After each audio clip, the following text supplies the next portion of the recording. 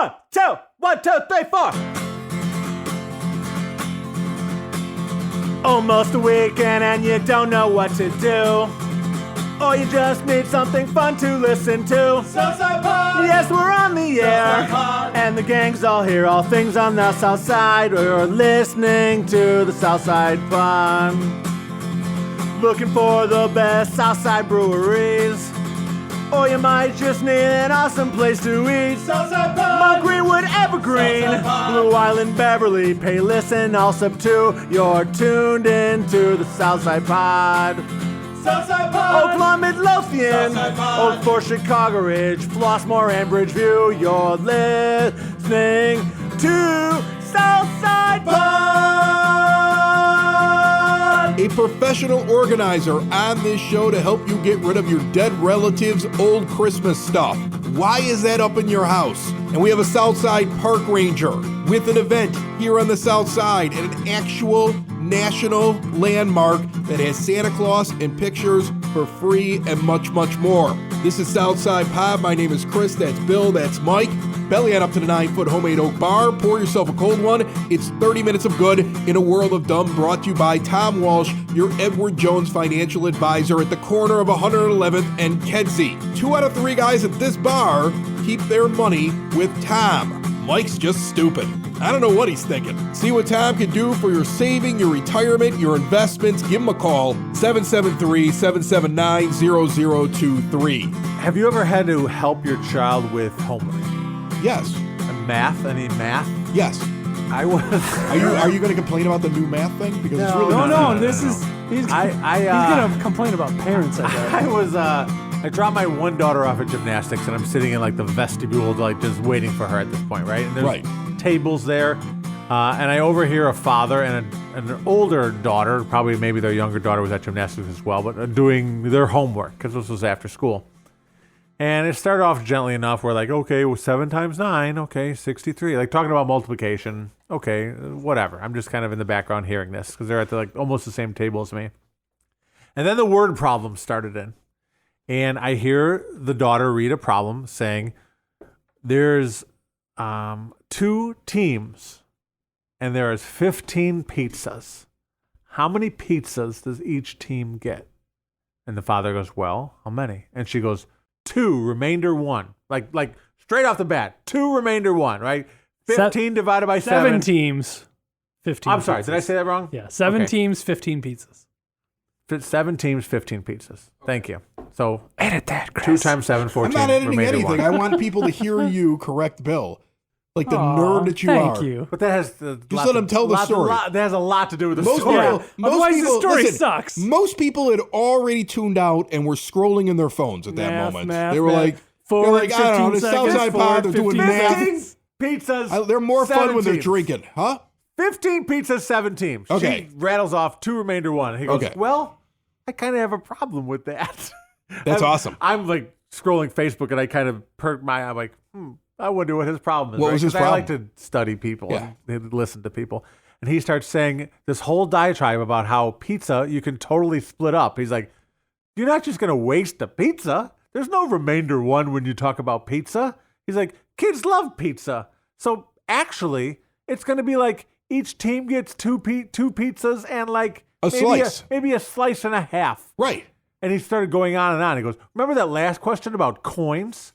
He's like, yeah, if it was coins, yeah, no one would get that. You can't split up a coin. Because, first of all, it's very hard to do. Right. He goes, and I, this is literally, I'm not making this up. I took notes. That's how interesting this guy was getting Was on. Dad unhinged? Did he have a bad day? He seemed Was like he he just was being very, funny? Like, what was he doing? No, he was not being funny. He was He ticked. seemed like he was anxious. Like, he was having a bad day. He was and this bad is what at set him math, off. is what it Yeah, was. he should have you yelled at can't his split boss, up a but coin. instead he's going to yell about He said homework. that would be, he's like, really hard to do, almost That's illegal. impossible, You and would get probably in trouble federally if you illegal. deface- yeah. You'd get in trouble. I Can't think that's a deface crime. money. He goes, and what about the person with the teams? How many people would be on a team? That would mean like you'd need 4 and like a third person's. He's like, that would be gruesome. He's like, if you had a third of a person, he's like, you can't do that. He's like, but pizza, you can totally do pizza. And he's working himself up, and I'm looking at him like, dude, like, relax. Like, Can you imagine if later on in life she explains to somebody You can cut up pizza. Yeah, but that's okay. But you can't cut up people because that would be gruesome. Right. And then she just gives a weird look. He ended this whole thing about how he's going to email her teacher about this because he had a problem I hope with he it. did. Oh, that's brilliant. And all I could think about is like, can you CC me on this? Yeah, can I get a copy of that one? Can you post that on Facebook? Oh, you know what? I'll wait for the teacher to post it. Right, exactly. Look at what this idiot wrote me. You can cut up a pizza, but you can't cut up a person because that would be illegal. You can cut up a pizza, but once you cut up a person, you go to federal prison. 1, 2, 3, 4, 5, 6, 7, 8 slices for my pizza party. 1, 2, 3, 4, 5, 6, 7, 8 slices of a person. That's gruesome. Gruesome.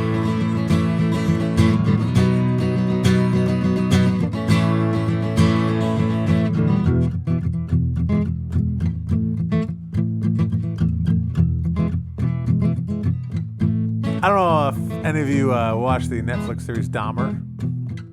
I didn't watch it. We lived it. Yeah, we there. didn't live it. I was there. Right, you escaped, I think. Didn't you escape one of them? He did. He approached me. You lived in Milwaukee. I was in a for bar. A stint. I was dancing there. Right. I mean, I was only 10. Like, relax. But I mean, just I want was to take there. some pictures. Right. Right, and you were like, no, I have a podcast to do. Right. And you got out of there. Nice guy. Had good candy. Yeah. Give you wine with the candy. Right. Yeah. But in that wine was drugs. There were drugs in the wine. There were drugs in there. There were drugs in the wine. And then when you drank That's why it. it's such a high tolerance. Oh, so you did drink the wine? Yeah, the Dahmer wine. The Dahmer wine. The Dahmer wine. The Dahmer vintage. I make a version of Dahmer wine here behind the bar. Do you? Can I have a glass, please? Sure. All right. Promise not to kill me?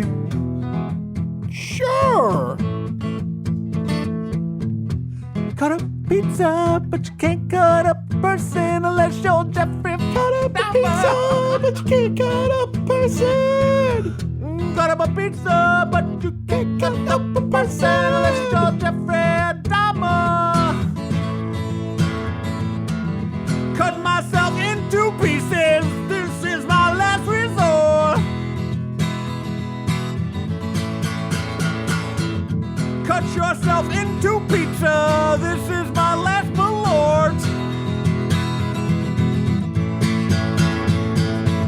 Joining me down here at the 9-Foot Homemade Oak Bar, Colleen Klimzak is back. How are you, Colleen? I am great. Thanks so much for having me back. I'm excited. If you don't remember Colleen, she is a professional organizer. Easiest way to describe what she does. Peace of Mind Professional Organizing is her company. Her new podcast being produced here in the broadcast basement. A couple of episodes out by now. There's going to be one every week. We're expecting it out on Tuesdays. Your Organized Life. You can get it on any podcast player.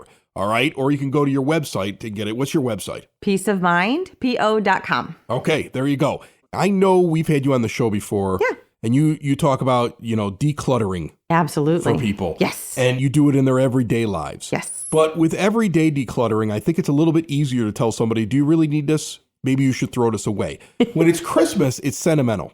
It's grandma's. It's great grandma's. It is. It's attached to some memory, even though it's been chipped 6 times. You used a magic marker to color in the spots that are screwed up. It's been super glued. The head's back on, whatever elf that you did. I mean, grandma's been dead for a long time. So you can see me and hesitating. she doesn't care, but you feel like if you get rid of it, she's gonna haunt you. She's gonna know. She's gonna show up like Marley does with Scrooge, rattling her chains, asking why you threw out that knick-knack. Don't you love me That anymore? nutcracker that's missing an arm. Why did you throw that away? My papa gave that to me before we crossed the ocean to come to this country. Like, that's what you're afraid of, so you don't want to throw it away. Now you're making me feel really guilty about this little snowman advent calendar. I'm feeling some. So, okay, I got to come completely clean. It is the first week of December, and we have decor up. My tree won't be up until this weekend. Like, I just don't put it up I'm not one of those put it up in October, take it down in February kind of person. I'm just not. I really love the look of it, but we don't have it up for months or, even like multiple weeks. So that's just me. Like I said, it's not a big house. I have my creche up. I have other decorations and things like that. And before you go any further, Colleen, I want to remind all the Southside Pod listeners that they can switch to a new age of life for themselves, their mother and father, grandma and grandpa. Let's say you got some people that may be eventually leaving you some Christmas junk. There is no reason to take that now. Keep them in their home instead of assisted living. The moment they go there, they're dropping off more Christmas stuff at your house. And you want to keep them in the home. You want to keep them independent. Nobody wants to move out. Make your home into a smart home with Hyatt Home Medical Equipment. Reduce the fall risk, retrofit the bathtub, put aids around the house to help them get around. They also have the latest in CPAP technology. You get the latest and greatest machine to help with the sleep apnea. You can also get the latest and greatest in diabetes control. They're going to work with your insurance, and they're going to take additional money off if you mention Southside Pod. It's all at hhme.com. Hyatt Home Medical Equipment at 3518 West 95th Street. And I threw that in there because I feel like you're beating around the bush, and I wanted to give you a chance to figure out what you're going to do with grandma's stuff. You saw me totally hesitating when I started to get around to answering the okay. You don't know how to do it either. You're a professional organizer. You don't know how to get rid of it. So what we could do, what I recommend doing, so sometimes, it's too hard to just get rid of it completely. But what I will say is let's reshop. So let's look at the bins that are open in front of us and pick our 10 favorite things. Or, this year, how do you feel about having all of the nutcrackers on the mantle and, kind of having that like all together, and so that they're not everywhere else, but you have that kind of that impact, right? So you can appreciate the collection. Well, what that does is it means that not everything has to be out every year, because we do have too much. I have, a full set of 12 Christmas dishes that I got like 3 years ago from a loved one, and it's great. If I'm not hosting Christmas dinner, I am not bringing out the Christmas dishes. I'm just not. Right. So yeah, we haven't even brought all of our stuff out. So doing it kind of like, what is the theme this year? And so it's not necessarily parting with things completely, except we can always part with things completely, and that's great. But maybe not everything has to go out every year. The other thing that's really helpful, because we do have things that we love, and that's great, is knowing, who, if there's some place that maybe I could donate them, or I could, share them or sell them. So sometimes we hold off to my children. Well, I was going to get around to that one. So the other thing too that we can do as we get older, maybe we're downsizing. So we're going to move from a 4-bedroom house to a 2-bedroom condo. So what I often encourage my clients who are doing that sort of thing is to, write a note now about those antique nutcrackers and pass them on to the family members that are starting their Christmas, collecting their Christmas decor, or, sharing the ornament and telling the story or writing a note about it. So we can pass on those traditions. You have the nicest way of, you're sharing, you're writing notes, you're passing on. I would just be like, give your junk to other people. Hey, well, you can would you try. like my broken nutcracker? Here's the but thing. It comes with a nice note, and it was your Mima's, so you have to take it or she'll haunt you. So here's the other part of it is you have to be okay with whatever they choose to do with it. And so they may, if you relinquish that, it's gone. you have to let go emotionally too of, I'm going to hand it off to this person, and now it really is their responsibility. I can't say, well, if you're going to get rid of it, just give it back to me. Nope. If I let it go, then it has to stay gone. But it is kind of a nice way to, keep the traditions. And maybe you pick somebody that would appreciate it because they are also interested in X, Y, or Z or something like that. So your kids are a little younger than mine. I have more grown adult people in my house. So, late teens, early 20s. And so they really are establishing their own homes. So when I take out my ornaments. This is how you're organizing. You're giving your stuff away. No. Yeah, that's what you're doing. There is no emotional baggage. That's what you're doing. No. But what I did offer, I will say offer as opposed to dropping off a box at somebody's house. Yeah, okay? that's what my parents did. I moved into my new house, and my dad showed up with 15 bins of stuff that he had been saving for me.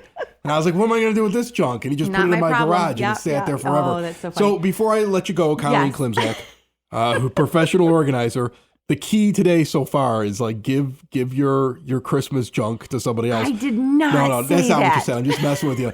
But is the real key to being organized at Christmas, or whatever you're celebrating, your Hanukkah, your holiday? Of course. Is the real key what you do at the end of this season? Because I know that when every once in a while I'm ready to put up my lights. Mm-hmm. And I'll notice that past Chris did future Chris a big solid. Chris from 11 months ago, like, labeled everything. Beautiful. Like he didn't just throw the lights in a bin because he was having a bad day. Mm-hmm. Like, I remember one year I actually marked the gutter where the lights start. Mm-hmm. And I stood up there and I actually had written myself a note to future Chris. Yep. From past Chris. You're welcome. And I laughed at my own thing that I had written 11 months earlier. Mm-hmm. That's how crazy I am. But I mean, like, that seems to be the key. I love it. Absolutely. Because you could take some of your tips right now. Mm-hmm. But in reality, how you pack it up at the end is going to really get you going next year as well. Absolutely. So I have a couple thoughts on that one. We have what I call the first out, last in box. So it's kind of an accounting term, sort of. So like a last in, last out.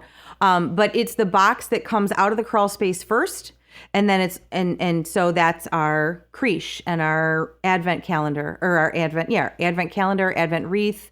A few twinkle lights, like some runners for the table, and that's stuff that all stays up until January 6th. So like that box is the first one that comes out. And then it's also the last one that goes in. So everything is very well labeled. I can kind of, we have one that's just tree stuff and one that's just ornaments. And so, yeah, labeling it and making sure that you're not just tossing things in at the end of the season to try and give yourself, to do future you a favor. So, we have, we kind of do it in phases, but those phases have been established and they're well labeled. Absolutely. And then the other thing I do is I have a spreadsheet or a document that I just save from year to year. The first thing when I opened it up, like in, I don't know, October or November, the first thing straight up at the very top of the form or of the document was do not buy wrapping paper. It said, you so much. I warned. You warned yourself, like when that kid shows up with that fundraiser, yes. Don't buy a bunch of wrapping paper. You haven't thought of it. Colleen did future Colleen same thing, right. Did her a solid and said, no, you do not need to buy wrapping paper because you already have all that you need. So I'll leave myself notes like that from year to year too. Again, it's something we don't always get good at it because we only do it once a year. So we don't always get good at taking it out. And we don't always get good at putting it away. So anything that we can do to smooth those over is a good thing, and it's time well spent. It's an investment on future Chris. And just a little side note here. If you get a note from past you and that note is just like a middle finger, you have problems with yourself, and you need to take care of those. Colleen Klimczak has a podcast called Your Organized Life. You can get it on her website or anywhere podcasts can be found. It is everywhere. It's on the Broadcast Basement On-Demand Radio Network. Peace of mind. I think it's cool every time that you talk to us. Give me the website one more time. peaceofmindpo.com. Awesome. Colleen, thanks so much for joining me. Thanks so much for having me. I'm always happy to be down here.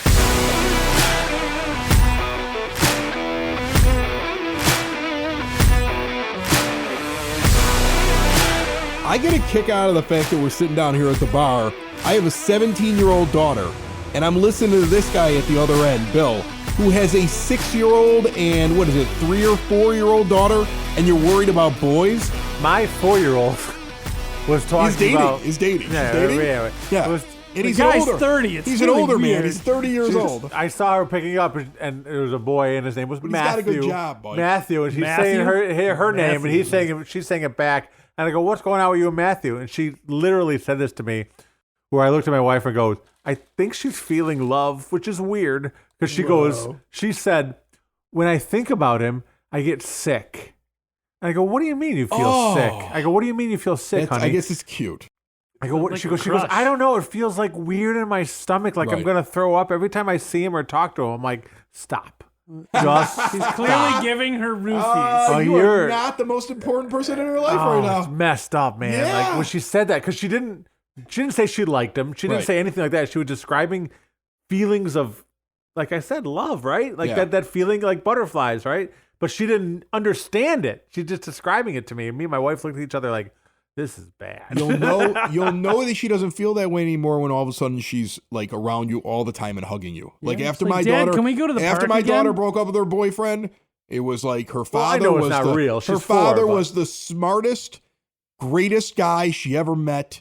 She sits down at the table with me just to tell me what's going on with her day. He tells us every day. Immediately. Like I was like the greatest thing ever. That's what it was. Until she finds the next boy. You hated that, right? Oh, I loved it. I ate it up. And my wife was like, "Oh, you guys are like best friends now." I'm like, "If this is what it's like when she breaks up with boys, like I'm all for it. Like I'm her favorite person." She's going to be living with you forever. Yeah. If you've been injured at work, then you need someone who will fight for the care and compensation you deserve. The insurance companies will look out for themselves and their bottom lines, not you. I'm Matthew Coleman, partner and head of the work injury department at the law offices of Parenti and Norm. My team and I have the experience, dedication, and proven results it takes to fight for your rights. Call or text me today at 312-641-5926 or visit us on the web at pninjurylaw.com. It's interesting that the South Side has national monuments and most Southsiders have no idea. I remember in high school learning about Pullman and the Pullman District, and there's a national monument there, and they're having some holiday events, and Sarah Bookmeyer is a park ranger who is on the line with me right now. How are you, Sarah? I'm doing well. How are you? I'm good. I don't remember very much about it. I know I took a test, I think senior year at Brother Rice. And it was like a Chicago history class. I was supposed to know everything about what happened over there. I want to say it was a labor battle. You know, it might have had to do with unions. But tell me a little bit about the monument before we jump into what you guys have coming up this weekend. Yeah, absolutely. And you are right on the right track. So Pullman National Monument is a historic neighborhood on the south side of Chicago. The main drag is at 111th Street, but the whole monument district runs from 103rd Street to 115th Street, bordered by Cottage Grove and the Bishop Ford Highway, essentially. And we tell the story of urban planning. Pullman built an entire town for all of his factory workers and the factory itself, where they made luxury rail cars. So the innovation in rail travel is another big story of the Pullman Palace Car Company. And then, as you said, there was a big labor strike. So there are two big labor history events at Pullman. One is the strike in 1894, and that is actually connected to the establishment of Labor Day as a national holiday. And then the other big story is the story of the Brotherhood of Sleeping Car Porters. They were the all African-American part of the Pullman workforce who provided service on the trains. They didn't live in the neighborhood and they weren't part of that strike in 1894, but they did form their own union in 1925, led by A. Philip Randolph, who would go on to become a prominent civil rights leader. So we have lots of big stories to tell here at Pullman National Monument, and it's a really cool, special place in Chicago. So coming up this Saturday, you have an event going on December the 10th. It starts at noon, goes until 4 over at the National Monument. And I think it's kind of cool that this is a national monument. This isn't something that's like a state thing. This isn't something that's just for the area. I mean, you basically work for the exact same branch of the government as the people that are in Yellowstone National Park, right? That's exactly right. Right. Yeah. And people don't get that sometimes, that they have national monuments, national parks right here in this area on the south side. So if people want to go on over and check it out on Saturday, what do you have going on? So on Saturday, we have an event called Holiday Traditions at Pullman National Monument, and we are celebrating partly the immigrant populations of the workers at the Pullman factory. So at 12, we'll be having a historic ornament demonstration by one of our current Pullman residents, Robert Chakowski, who has a Ukrainian background. And actually, many of the workers in the 1920s and 30s worked for Pullman as riveters and car builders. So we're honoring their Christmas traditions by making some Ukrainian-style ornaments. Then Santa is actually coming to visit at 2 o'clock. He has been experiencing some labor issues of his own. Is that what the story's going to be? Santa's going to get there and be like the elves are trying to unionize? Well, the thing is about the historic parks is that you can get a lot of good information. It's not just about seeing pretty things. So Santa knows that we here in 1894 had a very similar situation. So he'll tell you all about that. And we'll talk about how he might be able to solve his labor issues maybe in a different way than George Pullman did, because things didn't go well for him in 1894.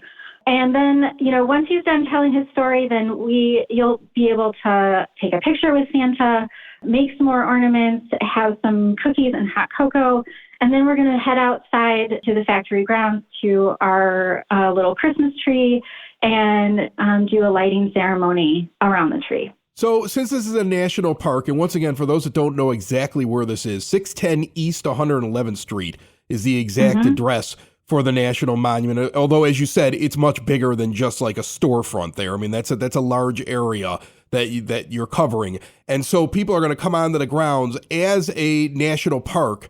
Is there a fee to get in there on that day? Is there a fee for the pictures with Santa Claus? What do people have to expect? That's a great question. There is no fee ever to come to the National Monument, to our visitor center. And we're open 7 days a week, 9 to 5. And all of our programs are free all year round. So this program is included in that. Pictures with Santa are free. You'll take your own picture. We'll have a setup for you to take your own picture. And we'll also be having expanded hours on the 10th as well. We have an event going on in the visitor center. So the exhibits and the gift shop will be open until 8 p.m. So if anybody wants to do any holiday shopping, they'll be able to do that night as well. Sarah, before I let you go, I am curious because I don't think we've ever had anybody from a National Park Service on Southside Pod before. So while I got you here, I'm just kind of curious, how do you end up doing this? Because we exchanged some emails today. I see you have a PhD, and I'm like, wow, park ranger with a PhD. Like, you must really love what you do. Yes, absolutely. And I think that's true of all of the park rangers here at Pullman and so many of the other park rangers that I've met. We actually just had a program on Sunday answering that exact question, how to be a ranger. Fortunately, it was recorded, and that recording will be up on our website soon. But there are all kinds of paths to being a park ranger and all kinds of ways to be a park ranger. I have a PhD. That's not to say that you need a PhD to be a park ranger. It just happened that, I am from the area, and I was interested in Pullman while I was working on my degree. And I started as a seasonal ranger, so that's a temporary park ranger gig, which is where how a lot of people start as a seasonal ranger. But yeah, there's all kinds of different types of jobs that fall under the umbrella of park ranger. It's funny to me because I think I'm just I always had a different picture of park rangers because I just grew up watching Yogi Bear steal picnic baskets from the park ranger, and he didn't seem like he was very good at his job. So I mean, you seem like you're on the ball. And I know that you had this, I mean, look, it's a nationwide thing. If you've ever been to a national park, you meet these people that do what Sarah does, and they are very dedicated and seem to really enjoy being there. I walked through Boston, I want to say, about a year or so ago, and everything when you walk through that city is a national monument. So it's constantly park rangers that are there inside of the buildings when you're walking along and you're checking out where battles were, when you're going and checking out where Paul Revere used to sit down and talk about revolution, like all of that stuff.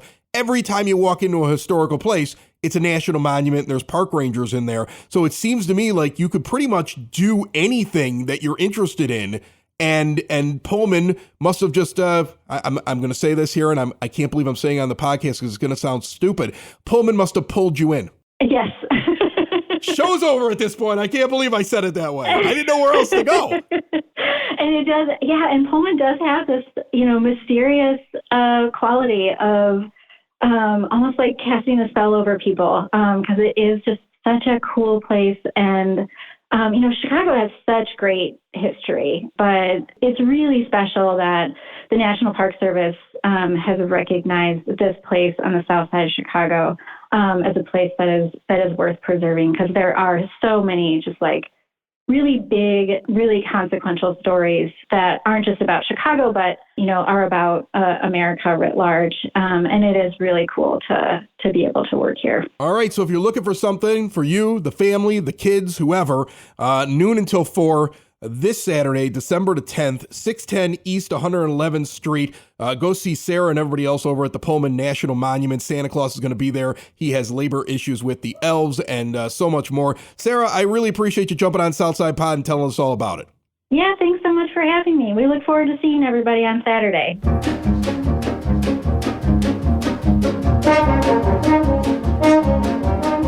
There's even more going on this weekend around the South Side, and that's why we finished the show with the South Side Bulletin Board, brought to you by Cool Clouds Vapor Shop. Quitting smoking is hard, and Cool Clouds has an alternative. Plus, they have great CBD products in a brand new location, still in Evergreen Park, but at the corner of 95th and Kedzie, 3148 West 95th Street. See more at coolcloudsvapor.com. Primo's Ice Cream at 5540 West 95th Street kicks off the weekend in Oak Lawn with the Grinch appearing with a bonfire at Primo's. You get ice cream, you get fire. Weird combination, but the Grinch is there, so it makes sense. Saturday at 6:30, something I might make it over to at Blue Island Beer Company, dedicated, a benefit for the American Diabetes Association. This is the New Wave Quintet, known as Sonic 45, that is founded by, and he'll be there playing, Len Casper, the radio play-by-play announcer for the Chicago White Sox. Once again at Blue Island Beer Company, Saturday, 13357 Old Western Avenue. A suggested donation of one canned food item will be collected at the door. The next day at the exact same location, Blue Island Beer Company, we heard about it last week, the True to the Holiday Craft Fair and Krampus, the True to the Holiday Craft Fair and Krampus Market, or Krampus. If you don't understand that whole thing, you got to listen to last week's Southside Pod, anywhere podcasts can be found, and always at southsidepod.com. The Streets Arts Alliance has a craft fair. There's also going to be a Krampus or a Krampus. I still don't know what you call it. Kicks off at 1 p.m., goes till 5.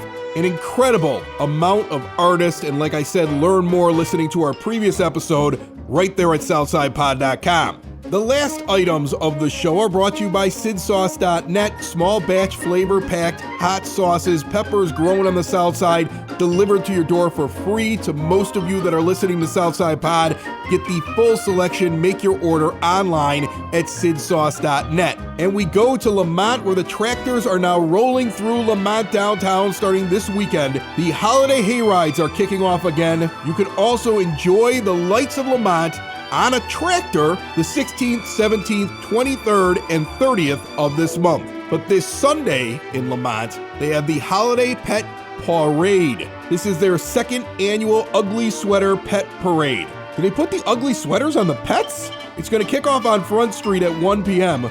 There's going to be prizes for the ugliest sweater and the most merry pet. I'm guessing if your pet has a matching ugly sweater, you win all the prizes. Registration includes a free drink ticket at Pollyanna Brewery.